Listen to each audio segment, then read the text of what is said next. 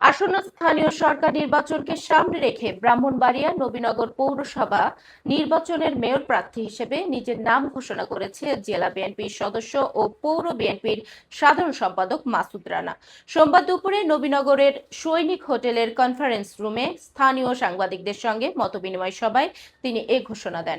এ সময় তিনি স্থানীয় সাংসদ অ্যাডভোকেট এম মান্নানের নেতৃত্বে নবীনগরকে আধুনিক ও মডেল পৌরসভা হিসেবে গড়ে তোলার প্রত্যয় ব্যক্ত করেন। মাসুদ রানা বলেন, নির্বাচিত হলে যানজট, মাদক, দুর্নীতি ও স্বজন প্রীতিমুক্ত একটি আধুনিক পৌরসভা গড়ে তুলতে কাজ করবেন। পাশাপাশি অবকাঠামোগত উন্নয়ন এবং সামাজিক অবক্ষয় রোধে জনসচেতনতা বৃদ্ধিতেও কাজ করার আশ্বাস দেন তিনি। মতবিনিময় সভায় স্থানীয় গণমাধ্যম কর্মী ও বিভিন্ন সাংবাদিক সংগঠনের নেতৃবৃন্দ উপস্থিত ছিলেন।